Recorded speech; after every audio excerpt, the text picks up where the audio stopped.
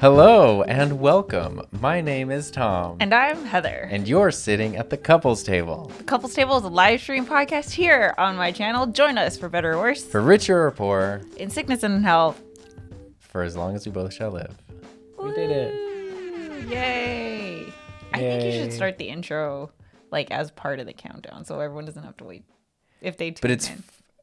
What's everyone has? I know that's complicated though. Yeah, that's too much. Hello, everybody. Hello. Happy Thursday. Happy January 21st. Yes. We got David here saying here for at least the start. Well, hello for at least the start or the whole thing.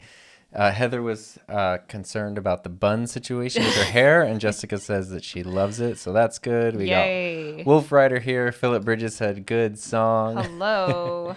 And Ron is in bed. Nice. And Dominic is also here. Hello, everybody. It's the Ride or Die crew. It's the Ride or Die crew.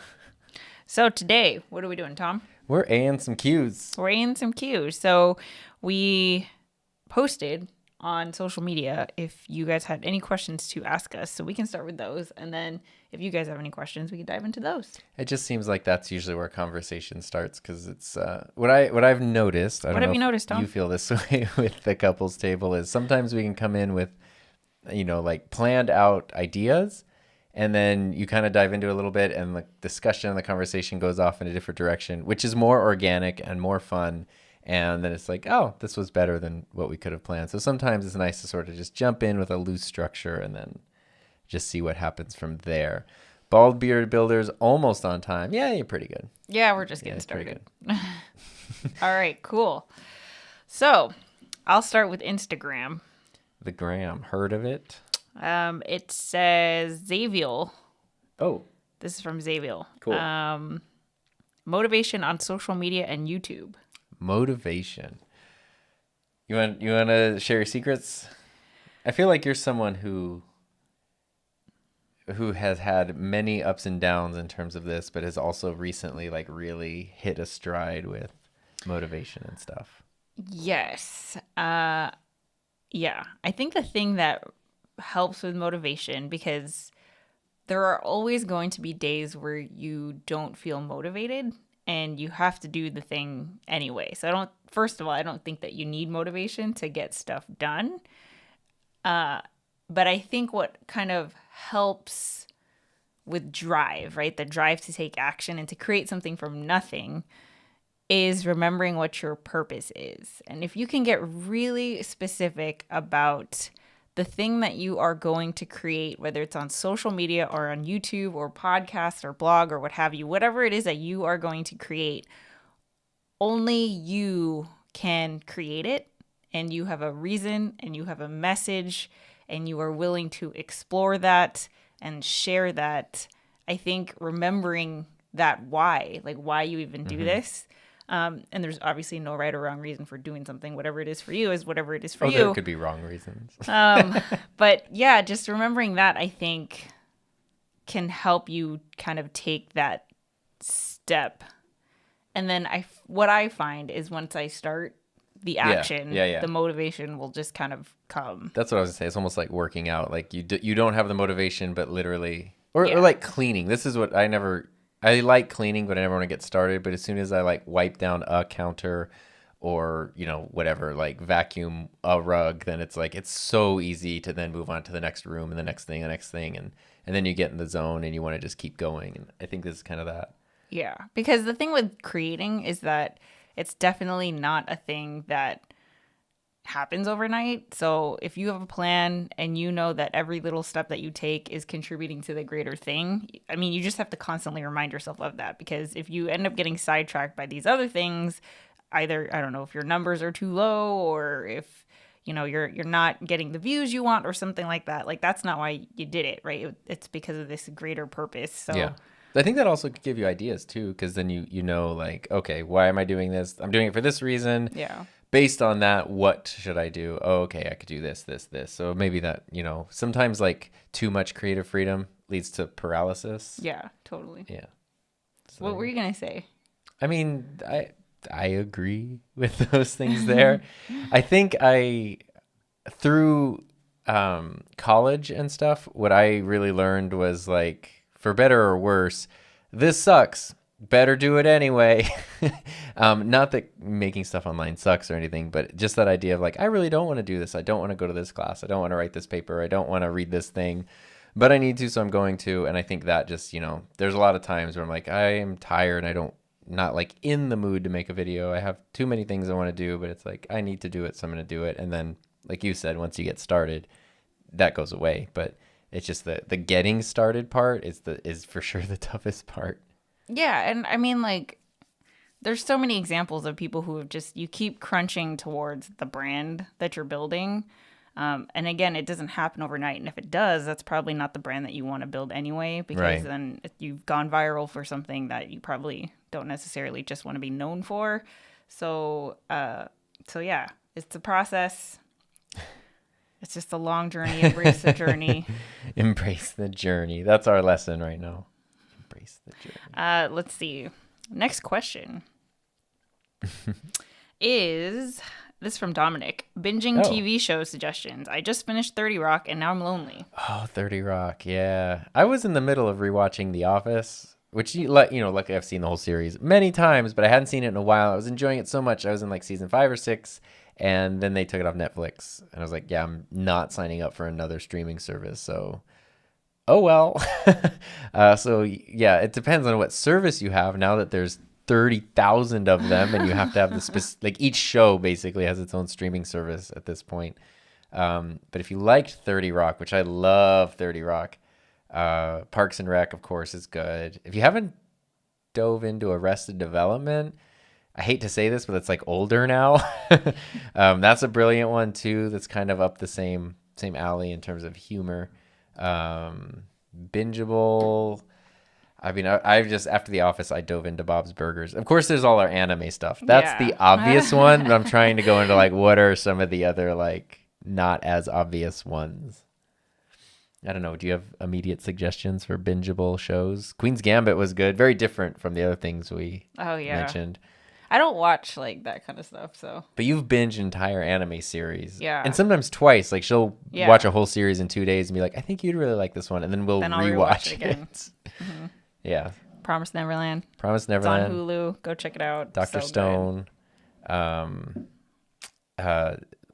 was, I forget what the title was, but the MMO one. Recovery of an MMO Junkie. That one's hilarious. Yeah. I really like that one. There you go. There's our bingeable suggestions. Let's see. Question from Ron. Has Tom ever considered just growing a full beard? I appreciate this question. Isn't particularly high-minded. I have like tried to let it grow out. I think maybe I've gone a month before without shaving. It grows fast, but it gets so curly and so ridiculously itchy. It got pretty, I think like Christmas 2017 it grew out pretty big. It was pretty long. Yeah, it's just, I have some vlogs on there. It's really uncomfortable, and like I thought it's really thick. Like you can't even see the skin. And it just, looking back when I see those pictures personally, I'm like, oh, that didn't look as good as I thought it did. I don't know how you feel about it. I like however it is.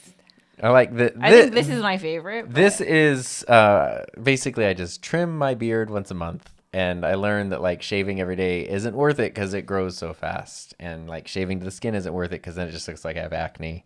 And it grows so fast. So it's like, cool, that was awesome to have like clean, smooth skin for 3 hours. Let's see. I bought The Office for $20 on iTunes years ago. So I don't really worry about where I can watch it. The whole series. I used to buy when it was airing, like, you know, original, like especially season 1 and 2 when it was like first on iTunes. I would buy the episodes one by one. But then I guess I stopped doing that. I guess that would be a way to do it. Because then you just, I have like some of the DVDs, but like you gotta like put a disc. I don't know. It's a whole thing. Jessica says Promised Neverland season 2 is out. Yes. We started the first. We saw the first one. We read the entire manga series. Yes. Which is so good. It's so good. We were like, well, just try one, and then you can go through them so fast. So it was like I think a week we had done the whole series. And Josh is here. What's up, Josh? Hello. Let's see. Great stuff. Here's another question. I do want to point out, Ron said Arrested Development may be the funniest show ever. Homesick Mac, what are you using for personal and business organization? How do you manage work, video planning, time scheduling, not forgetting things when life's cooking? And by the way, when do you start? Oh, that was the stream, I think. Oh, he's right there. Oh, what the heck? How weird. I'm like reading your question right now. As he popped up. So what are you using for personal and business organization? How do you manage work, video planning, time scheduling, and not forgetting things? I know Heather's answer for this one. Oh, really? Yes. Yes, I do know this answer. So I use Notion and Google Calendar. The thing with Notion, though, is it's like, I don't want to say a cult, but there's a very strong community of Notion people. So Notion people. But Notion's really cool. Like I'm slowly, more slowly coming around to it, but Heather knows how to like really max it out. And so do so many other people, because it kind of combines, tell me if I'm getting this wrong, but Notion kind of combines everything you need from everywhere else. If you need spreadsheets or tasks or to-do lists or a calendar, or even just like a file place to put like a photo or a video, like everything can just sort of be in one place, and then you can manipulate those things and that data however you want. Yes. Yeah. So to me, I mean, I have tried so many project management, to-do lists, task management apps and softwares and programs and all these things, and Notion is the only one that I have not given up on. Like it actually does the thing that I need it to do, which is so insane. What was the book you were reading that like really made you dig into it? It wasn't a Notion book, but it was it was Getting Things Done by David Allen. Definitely recommend it. for any content creator or entrepreneur, I think just knowing how to prioritize and knowing how to manage your time and stuff like that, I think it's just I think we should know how to go about running operations.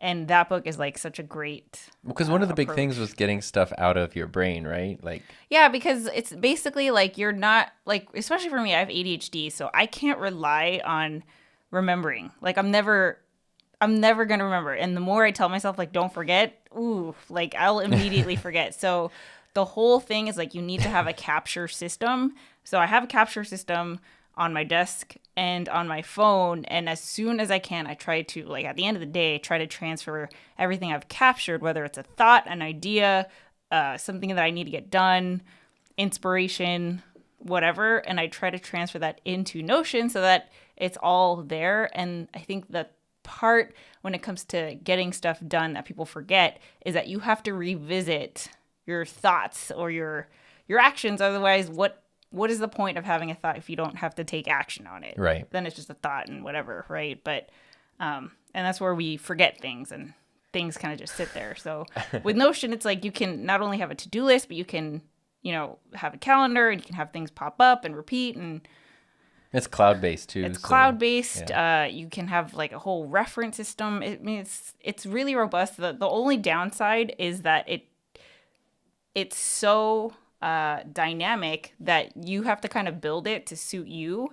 So there's not one way to use it, and that's kind of the downside, because then in order to build something, you need to know how to use Notion, and then you have to figure out like how do I want it There's to a look like learning for me. curve, Yeah, kind for of. sure. There's Yeah. definitely it's not like just sign up for an account and go, unfortunately. Yeah. But to me, it's worth it, and it's the best. So When that's what I use. you're talking about memory, and a couple weeks ago I was so proud of myself. This was before I had the Mac Mini set up where I don't have to tear things down to go to work on Thursdays.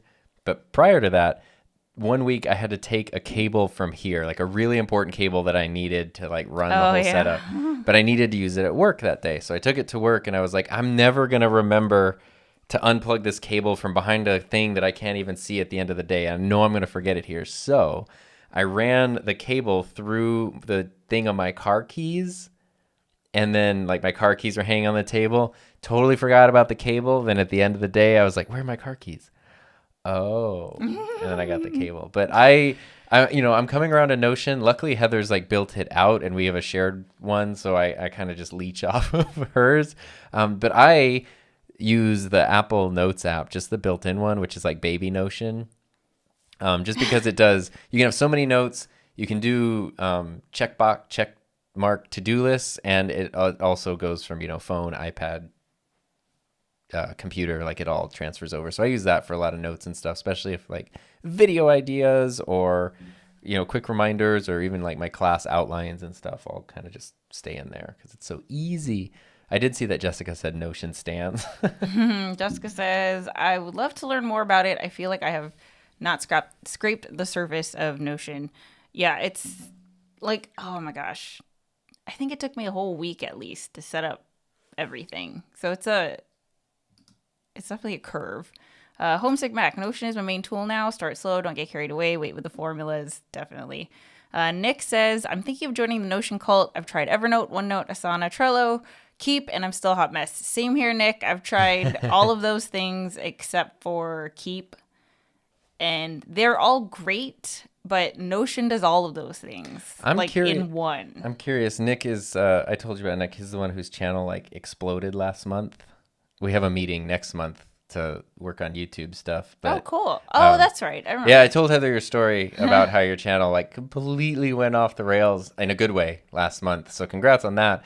But I'm very curious on the tools that you're finding helpful in managing that like explosive growth. Homesick Mac. I took Marie Poulin's course when it was in beta. Been in the group ever since. Everybody's supportive. We help each other to improve our setups. Zoom calls. Oh my gosh, we are A sect. a sect. Yeah, Marie is in my group coaching program that I'm in, the accelerator. So it's like cool. Yeah, she's super nice. Yeah. Raphael says happy Thursday. Hello. I was just thinking about you because you were in one of the Clubhouse rooms I was in the other day talking about like editing software. And Raphael made a really good point about this is kind of getting in the weeds a little bit, but about DaVinci Resolve. Because people were asking, what does everyone use? And most people, at least on the stage in that room, used Final Cut Pro, which is not uncommon in the YouTube world because Final Cut is affordable. It's really powerful. It's really good. And it's really great for a single person. Like if you're one person editing, it's just so good. Other things, you know, Premiere, Avid, whatever, they also have their strengths, and some of them maybe are better for working with a team. But anyway, most people are using Final Cut, and Raphael brought up DaVinci Resolve as being like, if you have to learn an editing program, that's the one to learn. And his reasoning was, I thought, brilliant behind it, which I think you might actually find interesting. It was because they have a paid version, but that's if you want to do like extreme, you know, you're going to 360 video or something ridiculous like that. But the basic thing is free for Mac and PC. And it's like, you know, really good for like color grading and stuff like that. But the video editing stuff is pretty strong as well. And the fact that it's free means that all of the people right now who are starting to go like, okay, I want something beyond iMovie. I want something beyond, you know, the basics, but I don't have the budget for Adobe Creative Cloud or $300 for Final Cut. They're going to jump into the free thing, and that's what they're going to learn. And then as time goes on, that's the thing that they're going to stick with because that's what they jumped in. It's like how everyone knows Photoshop because everyone had bootleg Photoshop 15 years ago. Not because, well, I guess it was the best, but not because it's necessarily the absolute best. Just the one that everyone, but it's the one that everyone learned. I was like, that's fascinating, actually. So curious on that one. Sorry, go ahead. Well, that's it. Let's see. If Notion has screenwriting formats in there, I would convert fully. From Celtex. I've worked with my students on Celtex. It's like specific script writing software. I don't know about that. Notion gets my vote. Nick, thanks. I'd like to tell you I have tools to manage growth, but I do not. At least you recognize what you don't have. Yeah, Nick's channel, I mean, you can click on his, or you can type it in and go for it. His channel's great. A lot of like interior and design stuff, but went from, I mean, I don't know what you went from 7,000 to 75,000 in a month. How exciting. Just an insane situation there. James says, I learned free using some no-name editor before finally transitioning to real thing. It's like Movie Max Maker Editor Premiere Pro. Adobe Premiere is dead. Is it really? I don't know. I mean, I know it's popular. So this is what we came here to talk about. I know. It always comes back. This stuff is interesting to me because my high school, like I was in high school video production as we transitioned to digital. So I started when it was just VCRs, and then by the time I graduated, we had computers. But the computers had iMovie 1 and Premiere, I mean, whatever version of Premiere existed with iMovie 1 on like the old Apple computers, like the pre-iMac Apple computers, like the beige box Apples. That's what we were editing with Premiere on. And I remember like that's what I learned to edit with, and Premiere was really popular. And then I just kind of got out of video editing for a little while, and I came back right around the time that Final Cut 10 came out, and that was when everyone just turned on Final Cut and hated it because Apple like redid everything. They dropped a bunch of features. Everyone was like, Final Cut was pro, and now it's just iMovie, and everyone left. And I think Premiere had died. Final Cut took over. Final Cut did this thing, and everyone jumped ship to Premiere, and now that was, I don't know, 8 or 9 years ago now, and Final Cut has, you know, beefed itself up, and now it's back to being a very fully featured thing. But there's so many people who then are just like, well, I've been doing Premiere for 9 years now, like I'm not going to switch over. And of course, if you have a PC, Premiere is the only option as well. Sorry, I like. Oh, he said it's dead, but they just don't know it. Dominic said bootleg Photoshop 15 years ago. How about still has it? Look, when you're a student, you got to do what you got to do sometimes to learn, you know? It's all about education. Well, those are all the questions I got. So, yeah. Well, these are good. I like, let's see here. Oh, Jessica brings up a cool thing. The affinity apps. I feel like there's a lot of people in our crew here who are good on like they're creative people who make stuff. Yeah, Affinity for sure. has like Adobe competitors for image editing and stuff. I've heard great things about them. I would actually like love to find ways to move away from Adobe, but Adobe software is so good. Adobe Business licensing subscription is like designed by the devil himself.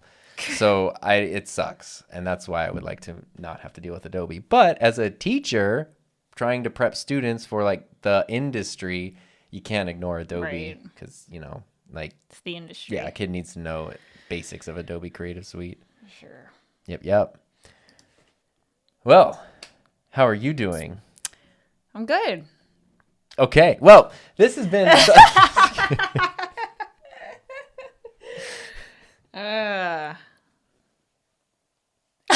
I don't know. I don't know. I just like Well, I okay, like putting the here. weight of the awkward Gosh, silence on you. It's seriously? really fun to me. Okay, I'll tell you about. We can talk about this a little bit. We got time. So I've read a very interesting article today. I love. Actually, we can pull it up because I think it's Sure. really worth talking, worth sharing. It's about how the creator economy Oh yeah. is an emerging economy. It's a very thriving economy. There's a lot of money in it. That's the one. And there was this article written by, or it was in Harvard Business Review by Lee Jin. She wrote it in December 2020. Think I can do a screen share? And it's called The Creator Economy Needs a Middle Class. And I just thought that was like a really interesting. Oh, wait, look at us here. What's up? Oh, hey. There we go.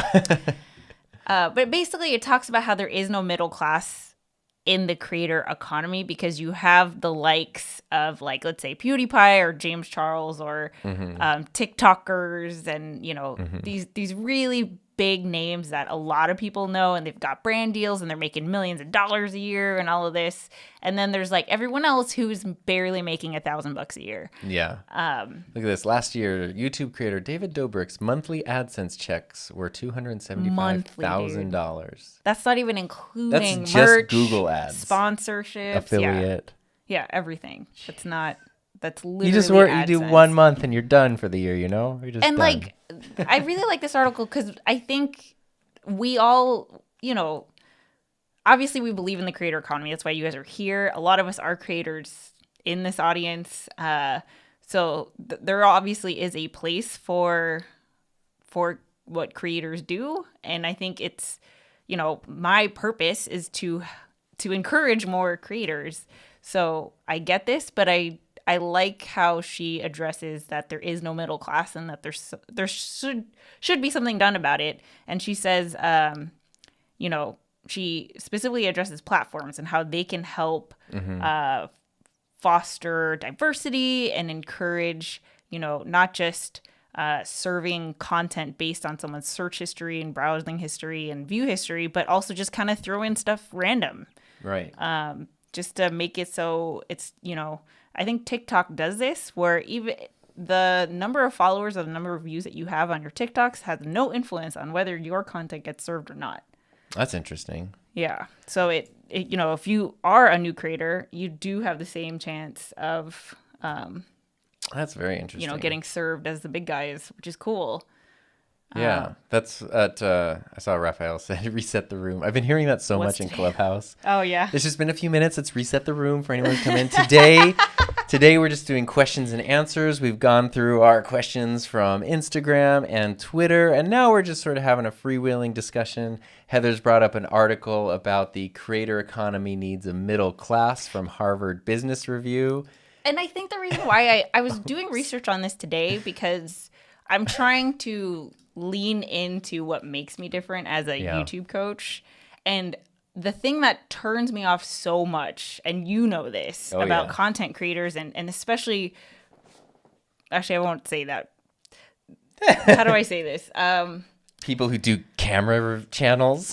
No, I'm kidding. No. I'm just kidding. People who encourage other people to get into the creator economy purely for the money. Right. Like, that just kills me. It just, I mean, I think getting paid for what we do and making sure it's not just a passion project or, you know, you become a starving artist or something. I think that's a, you know, obviously a very practical conversation to have. But I also think that not every single creative endeavor has to become a full-time thing. Right. So Right. I guess the way that I'm thinking of it is like, how much attention do I need to put onto monetization?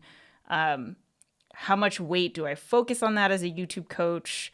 I know it's important to people who want to start YouTube channels, but I also feel like you're a perfect example of if you don't go, if the money isn't like part of your North Star, it will come. And I know that's like a very naive way of looking at it. Well, no, it's not, because it's a thing that can happen. Yeah. Yeah. And it's like, if you jump into content creation or YouTube or whatever, it's like, I'm going to make money. It's just such a long road. I did a podcast yesterday and we talked about this, where it was like, I made 40 or 50 videos and had 26 subscribers. Yeah, like you have to, I feel like if you're going to be a creator, you have to have a passion for what you're trying to say. Like, because you have to be able to make content knowing that no one's going to watch at first. Yeah.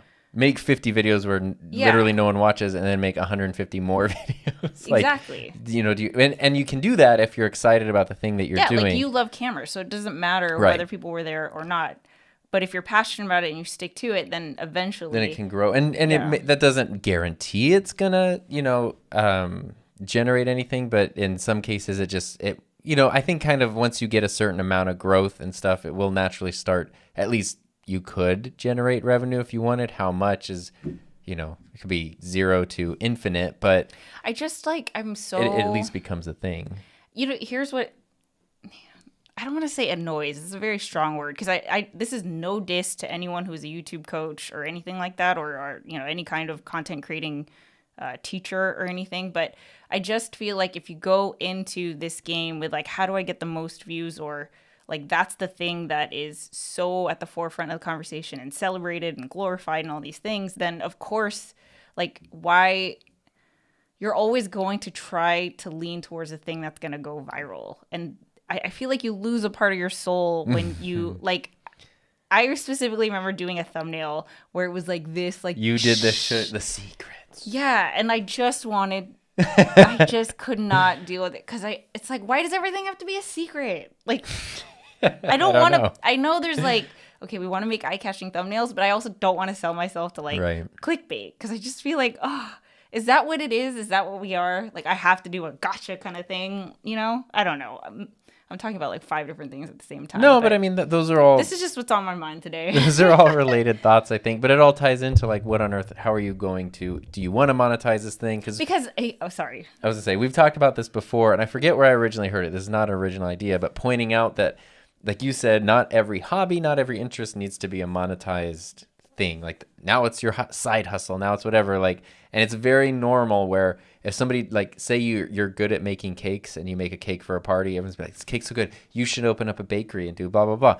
These photos are really good, you should take pictures for blah blah blah. Like, as soon as you're good at something, not just you, but like the world around you will immediately start telling you, like, this is how you should monetize it, this is how you side hustle, you get paid for that, as opposed to just going like, oh, I just like making cakes, like I have no interest in... So here's the flip side. And this is what I want to lean more into. Okay. This is what I think is the more important conversation, which is why I really, really like this article, is because I think that the conversation of getting paid for creating content is a very practical one, a very important one. But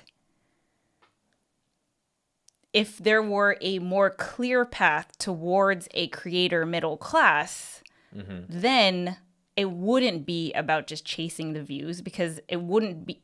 We could be rest assured that you don't need 1 million views to get a sustainable income from creating content. Right. So if there were a clear path, like where you're not trying to be the best YouTuber, you're not trying to be Mr. Beast, you could be okay with 50, 100,000 subscribers and be in like a, let's call it $50,000 to $80,000 salary off of that.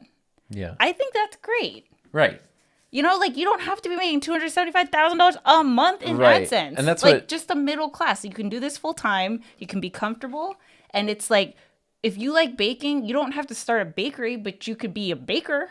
Right.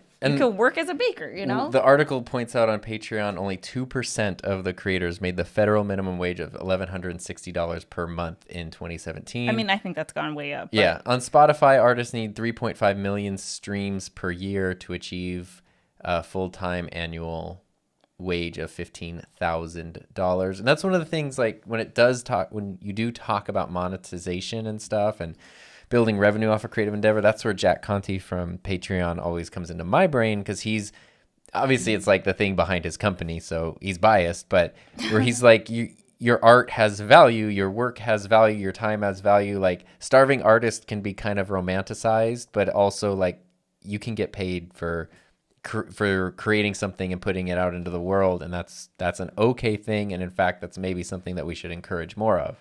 Right. And if you guys read this article, we should link it, because it's a really good article. I think a lot of it is going to depend on the platforms encouraging it, because there's only, I mean, we gotta, we're limited by the algorithms, of course. The other thing, the reason why I was even thinking about this in the first place is because on my tutorial channel, I was going to make a video about, because I've got my purpose. I've got everything I learned from my 31-day challenge. I've got this new equipment. I'm You're leveled up. Ready. Okay. And so I was like, okay, what's a good video that I would be passionate about, that people would want to watch, that's interesting. And the idea just fell into my lap. And it was how I got monetized by uploading only 2 videos. Level up. Are you not going to click that? Oh, wait, right? Where's my level up sound? There we go. How I got monetized on YouTube by only uploading 2 videos. And this is not the truth. Clickbait. Yeah, it's like literally in 2020, I think I uploaded 2 videos, and we did 1 live stream when you hit 20,000 subscribers or something like that in all of 2020. And I got the invitation to get monetized last Friday. That was because there was a library of content that was constantly... Yeah, and then I was going to go into all of that. Like, of course, I had uploaded twice a week in 2019 for 6 months. I built a whole library. I created searchable content, blah-de-da-de-da.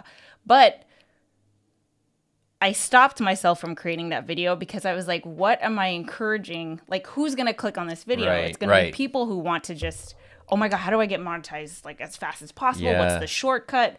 What's the, and then I felt icky. Yeah, somebody, I forget where it was, and I apologize, but somebody on Twitter yesterday posted a screenshot from some other social media app, I don't know which one, where it was like, the account was like, entrepreneur side hustles, whatever, and it was like, make money by uploading other people's YouTube videos. I saw this. And it was like D.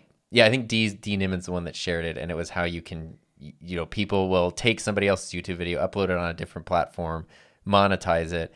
And that's against all terms of services on every platform. But there's only so much policing. That's also like the skeeziest thing. It's so bad. And then this was just such a legit, like, hey, it's a tip and a trick. And it was like hashtag hustle life, hashtag entrepreneur, hashtag rise and grind, like all that kind of stuff. And you're just like, no. Are you kidding? So Sorry. So I don't know whether to make that video or not, because I think I would, I listed out some tips and I tried to script it, and I think I will create that content in some way. But I also was like, here's what I think. I don't want to encourage the wrong audience. I think on your tutorial channel, it's growing really well. It has a pretty clear audience that loves it and gets a lot of value from it. Like it becomes a resource for people, where that's where they go to get the info. I think if that group of people starts asking those questions, like they've done the work and now they're starting to get near monetization, they're starting to have questions, and you start getting those, then you'll know the audience you have, which is good, is having that question, and you can make the content for them when they want it. Other people are going to find it, of course, but at least that way that like your actual audience does want it too. I mean, I think they do, though. I don't think go for it. I just don't, because I know like every YouTube coaching channel that's made this video, like that's their most popular video. And I just like don't want my most popular video to be the one that's just like, how do you like, right. I know it's a practical question. See the dilemma. Yeah, here. it's a very real Like, dilemma how do you with get no paid, clear but answer. we're not trying to be millionaires? Yes. Yeah, but as soon as you bring in money, you Yeah, bring in then it's a like, whole okay, thing how do here. we get as many views as we can? Let's check in with everyone here. Dominic said All the right. hashtags for that thing should have been plagiarism and hashtag probably illegal. Patricia, I'm starting from the bottom so we can have the most recent parts to our Cool. conversation. Let's do Patricia it. said, is it possible that some audiences like to watch but not subscribe? I have some videos with over 7,000 views or 5,000 views, but only 277 subscribers. I just have to be patient, I guess. Yep. Especially if you make searchable content. I use this example all the time. If the freezer is broken, I'm going to look up a video on how to fix the freezer. There's no way in heck I'm going to subscribe to that channel. Right. So it's the same, especially, I think, Patricia, with your content, like if someone has a quick thing that they're trying to fix in Zoom, they're just going to, quickly do a YouTube search, find the answer, watch the answer. But that's not, they're not necessarily going to stick around. Where it does help is they get the answer and then next week they have another question, so they go get that answer, and it keeps being you the one that's providing the answers. That's when they'll get hooked. But it takes a more couple than times, one video. Yeah. Mr. Camera Junkie Luis is here. Hi, hey, how you doing? What's up, Luis? Taking a break from Clubhouse, I see. Jessica, she's correcting a previous one. It reminds me of a conversation where people say you don't have to monetize your hobbies and maybe blow up. There's a strange pressure in doing that, and it can suck out the fun sometime. And she meant to correct it, saying you do have to monetize. Sometimes I just want to draw because I want to. Doing commissions, it takes a lot of planning. It's a totally different situation. Let's see here. I want to go through. Yeah, Patricia's just pointing out the long journey to 1,000. And Raphael says the only metric you have control of is the amount of videos you upload and the quality of those videos. I guess that's not a metric.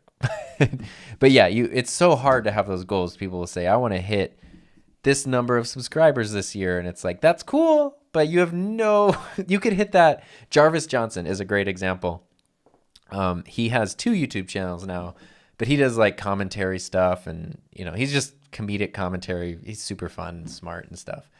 And he started his channel kind of doing more like Silicon Valley, like programming, humor sort of things. And I saw a video of his where he was talking about he actually used to work at Patreon. He was getting ready to leave work, and he thought he was going to hit 100,000 that weekend. Like he was right there. So maybe Friday night he'd hit it, and by Sunday he was at 200,000 because something just happened and it just went like boof, boof, boof. And that's what can happen sometimes. You can set that goal of like, I remember, I think it was 2018, a couple years ago. I remember I did a live stream in January where I was like, my goals are to hit 5,000 subscribers by the end of the year. And everyone in the live stream was like, no, Tom, set a realistic goal. And I was like, well, I'm setting the bar high because I don't want to set a low bar.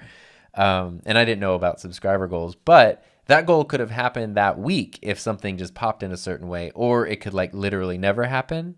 I don't have control over that.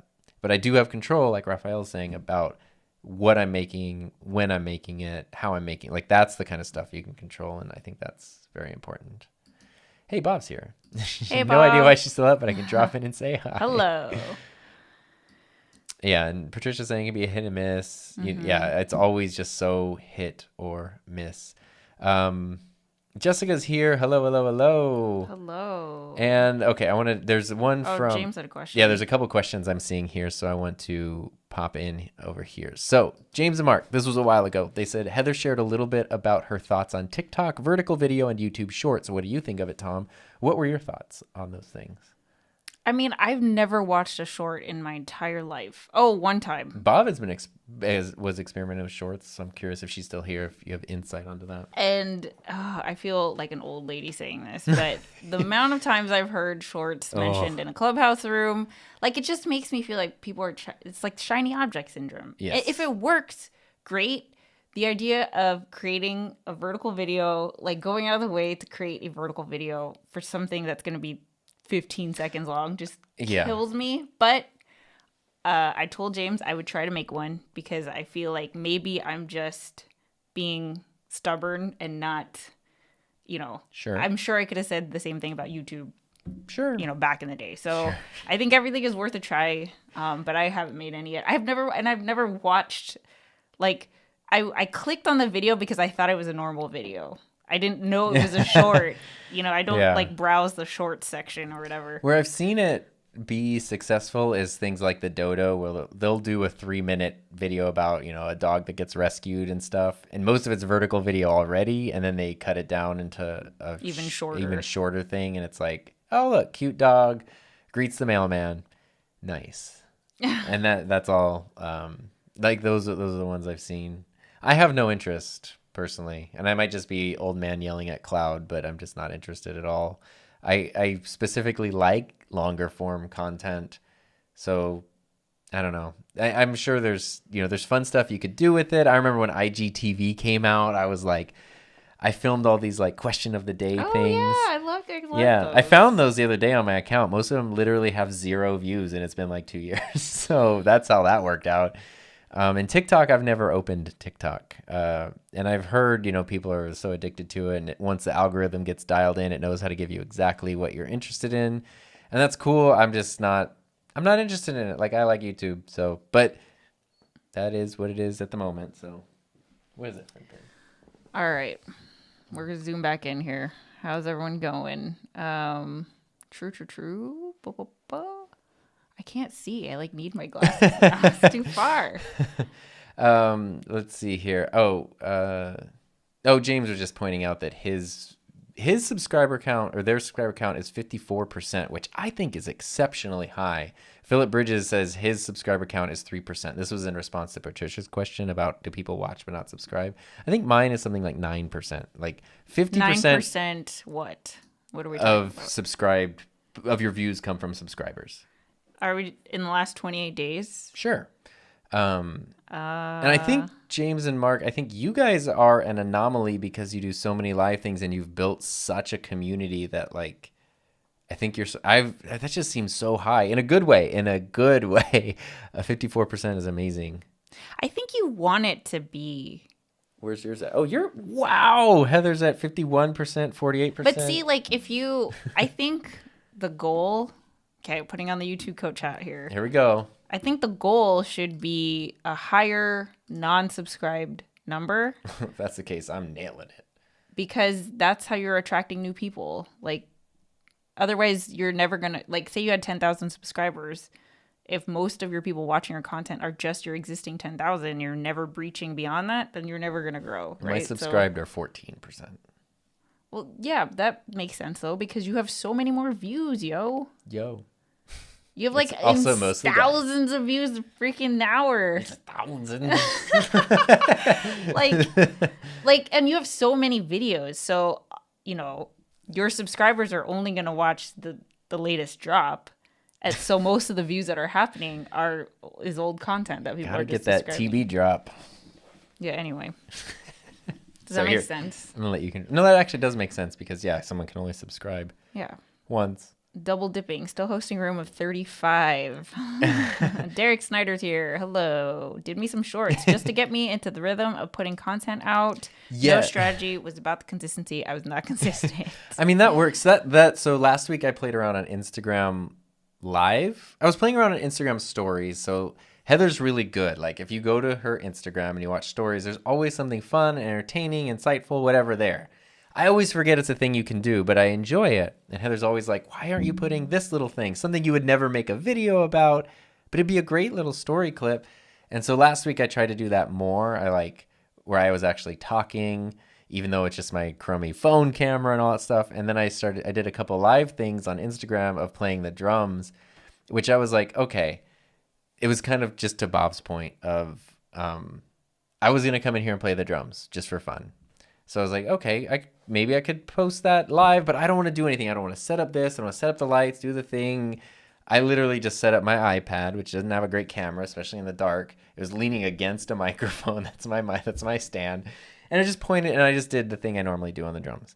And that was really fun. And I did that a couple times. It was really cool to engage with people. I definitely got nervous because even though I was doing the same thing, I was like, oh, people are watching, which ended up I gripped the drumstick so tightly I gave myself a blister and I started cramping up because I was getting nervous. But I thought, hey, that's actually kind of a good thing to come in here and just sort of go through that to the point where it is easy, where it feels fun, where it's not nerve-wracking. And of course, everybody who saw it was super kind and encouraging and like really fun. I even got some cool emails from it. So, you know, to my point of saying I'm not interested in shorts or TikTok or whatever, that doesn't mean I don't see value in exploring the different platforms. Yeah. It's just like, as one person, you can only, you know, you only have so much bandwidth, and where you want to focus it is where you want to focus it. Mackenzie, this Hello. is the first time I could watch. Yay. Thanks Yay. for being here. Nick has an 84% non-subscribed. That's I think like about the same as 80 is mine, like then. a good. That's interesting though, because his Non-subscribed. analytics are so unique. Yeah. Heather, merch suggestion: hats with the word YouTube coach. Putting on the YouTube coach hat can be literal. I know. You should at least get one of those. I have a made. name tag that my friend made me. I'm at 31%. All right. So it's interesting how much difference there is. Bye, David. My subscribed to views is 1.7. So 1.7. Yeah, so that would mean yeah. non-subscribed. So most of your people are search, probably. Yeah. Raphael's is 9%, 9.4%. Yeah. And Raphael asked thoughts on asking for subs and likes or versus subs subs and likes. So like and subscribe, or just saying, hey, don't forget to subscribe. Don't forget to do this. What do you have thoughts on that? Or asking in general? Because you're good at that. Hey, if you like this video, like, be sure to hit that thumbs up, hit the subscribe button if you haven't already.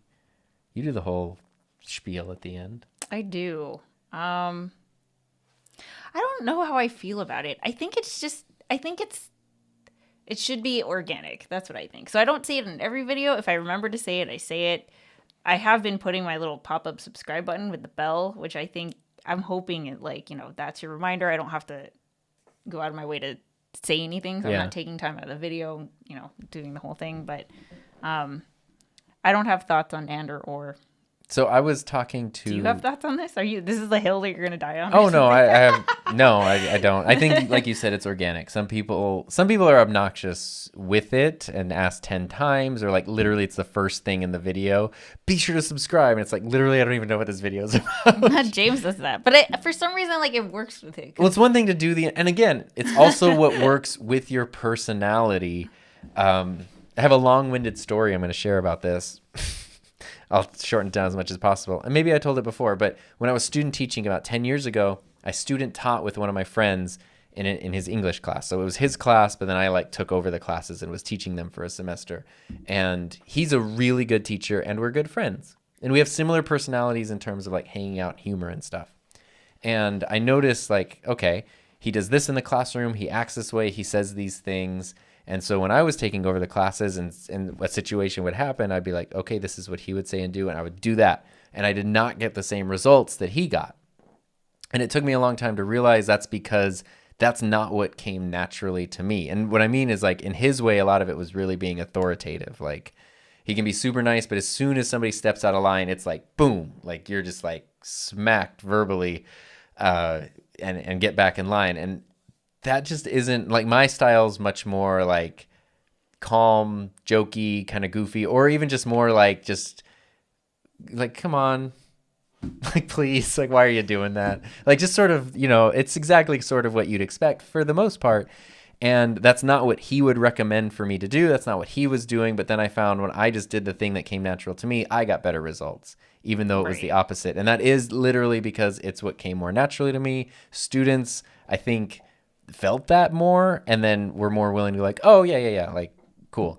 And I think this is sort of the same thing. Some people are good at doing that and they can make it feel natural. Other people, it feels very stilted and weird.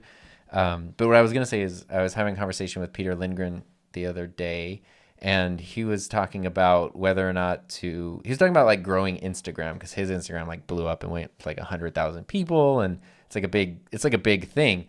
I've never been like an Instagram person. It just sort of is what it is. It's just for fun for me. But he was like, yeah, it's kind of cool. You build a community, you grow people there. Like, he's like, I think you should put the little thing in the video that says like, follow me on Instagram. You know, here's the username. And I was like, yeah, I don't know. He's like, I do it. It really works. Like, I really think you should, or at least at the end of the video, it could be in your handwriting. It pops up. And I was like, I still didn't know how I felt about it, just because I'm like, I don't know. But he's like, I do it. No one's ever complained about it, and it's only helped. So I don't know. There's all these little things like that. That's just what that reminded me of. I don't know. And I was making my most recent video, and I was like, oh yeah, I should. Not ready. but I like getting in my own I have way, mixed feelings about that too. I sometimes ask and sometimes don't ask to subscribe because I feel like if someone really wanted to subscribe, you don't got to tell them, you know, like we all know how to subscribe to the channel. So Yeah. I always keep that in the back of my mind. And I try really hard not to take any time away from the video. Yeah. So that's why I really like my little pop-up thing. But anyway, Nick says, I stopped asking it. I gave one call to action besides cards, and that's watch another video. Yeah, that's a good one. I do that at the end, and you kind of just do it really quickly. And then the little thing does pop up, says subscribe with the button at the end of the video, but that's the only thing I do. Up north of 60, 79.1% not subscribed. Yeah, see, I think 80% is a good ratio. You have people returning, but you're getting exposed to enough new people as well. As you said earlier, people can only sub once, but potentially like every video. Oh, I see what you're saying. Interesting. I should get to sleep. Have a great day. Good Bye. night or good morning. I don't know. Nerva's room. It feels very weird to push yourself to do it. I do believe we all have minimum amount of greed when it comes to recognition. We do not expect any recognition, but when we get it, it feels nice. Hopefully, I feel like that's the healthy approach. You know, some people die for the recognition. But, you know, it does, like, the fact that you're posting something online clearly means you want people to see it, right? Otherwise, just put it in Google Drive. But see, I think it's more of like you have a purpose, right? Like you're passionate about this thing. Like, regardless, you know, if it's Domino's, it's Domino's. You're the vehicle for if sharing games, info games. About it or whatever. Yeah, you are passionate about that thing, and if you can make content about that thing, regardless of people are watching or not, I think that's a key indicator of whether you're going to see long-term success, because so much of the first part of your journey, at least, is going to be creating content when no one is there. Mm-hmm. Like, you just have to love creating content about that thing that you love creating content about. Right. Absolutely true. I'm laughing because Patricia said her dad thought that subscribers cost money because he was used to magazine subscriptions, and she had to explain. Heather's found herself in this position a few times. Yes. Which I guess it's the connotation of the word, especially, you know, for older people. It's like, oh, subscribe. What does that cost? And especially you got to subscribe to online newspapers. You got to subscribe to streaming services. Now I got to subscribe to YouTube, but it's like, no. But then Twitch is confusing because to subscribe on Twitch, don't you have to pay? You have to pay, I think. Yeah, so it's like it's the same word meaning different things everywhere. I don't know. It's funny to me. So, yeah. What's up? Why are you laughing at me?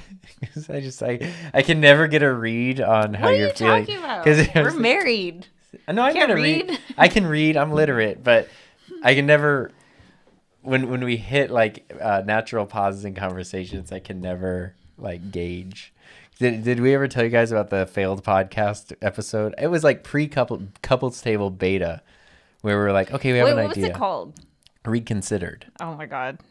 Yeah, and so the idea was we had a podcast. We were going to do a podcast where we look at something that we've had feelings or thoughts about, and we just sort of now we're going to reconsider it. So something like anime, for example, was like I had my thoughts about it, especially after teaching teenagers for a lot of years, and then we fell into it, and I was like, this is a whole different thing. Yeah, and there was like we did marriage, we did the environment. Yeah, I mean, we only did a few, but the very first one, I brought everything out to like the kitchen table so we could hang out. I set up all the mics, the roadcaster, did the whole thing. We did the episode, we talked, and it was done. And I remember I took off my headphones and I was like, that was so good. And then Heather was just kind of sitting there. And I was like, right? And she was like, I have thoughts. Yeah, we needed to retool. Because I wanted to approach the podcast with it being a conversation between us two. And he was so much having a conversation with the audience. And I was like, yo, like, I feel like we should be talking to each other. You should look at me. And he does this thing, you know, obviously he looks at the camera. There was no camera. You were looking like everywhere. I was like, you're supposed to be... I'm over here, babe. See, this is why the couples table works, because there is an audience and I can talk to you and then I can talk to you and it's all very natural. See, it's an easy fit. Yeah, because like you were talking about things where it was like, I know this, but you were trying to contextualize. I cannot get out of contextualize. Oh, look, James said when my dad found out we hit 20K, he asked how much we were getting paid now. Oh my gosh, that is... That's funny. I was Yeah. talking to one of our friends who has about 500 subscribers. Yeah. Yeah, it was Amir. Sometimes he pops in here, and he's a lawyer by trade, and people, sometimes harass him and go like, "Wow, that YouTube money, you must be making crazy stuff." And he's like, "I'm a lawyer. Like I make my living through my law firm, not my YouTube channel." And James said, "Twitch." I discovered follow a goes new through service today that I'm a little excited about. I'm not sure how to feel about it yet, but it's Buy Me a Coffee. Oh yeah, I've heard of that. Yeah. It's kind of like Patreon, like a donation, It's a one-time tip jar. a tip jar. Yeah. I mean, I like tip jar. YouTube was playing around with that, where you could do like a super chat on a posted video, which I thought was kind of cool. And then like disappeared. I don't know, but it was like, hey, you're watching a video, you like the creator, you like the video. Here, you could leave a tip or not. Yeah. It's kind of cool.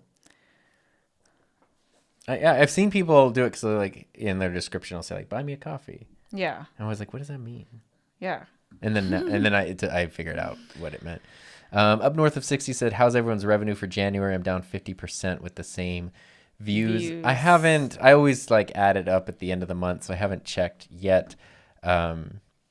I actually just haven't checked yet. So I'm kind of scared to check because I really want my channel's revenue to do well, Oh yeah, mine's down. especially in the first part Mine's of the like year. hella down, yo. My YouTube revenue's the same. I haven't checked like my affiliate stuff. Those are kind of down. December's Oh, I know why so mine's good. down because I took off my most popular videos. That That's makes why. sense then. So that's not. But it's Yeah, interesting that his are down with the same number of views. Yeah, That that's really shows you how it interesting. does change. Nervous Room said she agrees with Heather that it's the most important part of it. Sharing about something you genuinely like, it will definitely drive people to keep going no matter what happens. Yes, absolutely. Let's see here. Okay, and Philip was agreeing his are down, but views are up. Nick said his CPM is down by 30%. I think that's just the January blues, And Dominic said this podcast can be found where? I must find it. Which podcast were we? Our podcast? Oh, we didn't publish it. Oh, that one. Yeah, we never published it. It kind of like it just turned into the couples table, and we even then redid some of the topics. Like early Maybe on when we'll we were talking about publish- money and kids and stuff. Yeah, maybe we can publish on the audio version, just like bonus couples table episodes. Sure. I Um, mean, this was before we were married and stuff, because couples Yeah. table is a married endeavor, because it's the couples table. I felt so bad because when he finished, so he was excited. so excited, and I was just like, that was not. Well, it was, and that's It's not it was bad, but it because it was my idea to start the podcast, and my vision was that this is the thing where we don't include anybody else. It's between me and it's you, and it's like it's like you just Casey wanted and to record a Candace. conversation. Yes. And I was in between the me and production you. hosting and side he of was things. just like, "Okay, guys," and I'm like, "Who are the guys?" I Who are never these say guys. I never say guys. I consciously never say guys. Hey, guys. I don't do it. All right. Anyway, let's see. It's not like an email list. It's not a great word. Maybe follow would be better. I mean, I think that if you're asking for subscribers on YouTube, like you should say subscribers because that's the YouTube word. Yeah. Otherwise, it almost sounds like out of touch. Yeah. And it's just platform is what it is. I do remember I was thinking about this the other day. Back when I started teaching digital media, I inherited a Vimeo channel for the program. And so I was just putting everything on Vimeo, which if you just want to put your videos online in their highest quality to be able to share them with specific people, Vimeo is kind of the way to go. Like it's so clean. The interface is so nice. Yeah. And there's no like ads that pop Yeah, up or this I'm anything. talking to. This is like 2013, 2012. And then I remember one of my students did a competition that had to be submitted via YouTube. And so we had to start a YouTube channel, do it in like 2013, 14. And I remember after going from Vimeo to YouTube, especially 2013 YouTube, like the process of trying to log in, create an account, figure out how to upload a video. It was such a nightmare that I was like, "Oh, this is gross. Like I never want to deal with YouTube again." Little did I know. Oh, yeah. So I think of that whenever I say like, "I'm not interested in this thing," or "I don't care about this other thing," because it's like you never know what will be around the corner. Because I was like, "Oh my God, it was just so loud and noisy and confusing compared to Vimeo, Still which was is. like, hey, YouTube, the back end of YouTube, like Creator Studio is so much better now. Like, I mean, YouTube can be noisy, but Creator Studio, I think it's amazing now. There's so many resources. It's much better. Up north, quick question around Amazon links. I received 35K clicks in December and only made a couple $100. Does this sound right to you? I'm new to Amazon affiliate program. That does not sound right to me. Yeah, It depends. 35,000 clicks. It also depends, though, on what category people make the purchases in. And also, if you are new to Amazon affiliate, the payouts happen like 2 months later, so you're getting paid out from that's October, November. Yeah, so your payouts are a month later, but if you go in and look at your stats right now, they're going to be your current stats right now. I mean, it depends on not just what your links are. I know we started this talking about, like, we don't need to talk about affiliate things or revenue, but this is a question. No, to me, it's important to talk about this conversation as long as you're not trying to be this is why you should do it. Yeah. Like, yeah, so I think it's anyway. If you're new to the program, that was the first way I monetized my channel. So I've been doing Amazon for a while on Heather's suggestion because it's so easy. Yeah, it just makes sense. But it depends on what your links are, and then of course what the people actually buy when they go through, and how many links you have. The more links you have in your videos, the more opportunities people have to click. Then even if they don't buy the thing, you can still get the stuff there. For me, speaking to my channel, since I talk a lot about audio and video gear, it does tend to be higher ticket end items. gear, which is the reason I started Amazon, because originally I was so against, like, I don't want to sell things. I don't want people to think I'm putting an affiliate link in the description. And the whole reason I made the video was to put the link in the description. But literally, I made a lens review for this $1,000 lens. And like within 2 weeks, 5 people said, like, I just bought this lens because of you. I just bought this lens. And I was like, I just sold $5,000 of Canon lenses. And it was like, okay. And I could have gotten, I don't know, 8% of each of those sales. So 8% of 5,000, math, whatever that is. It's like, it seems like, and it's literally at no extra cost to them.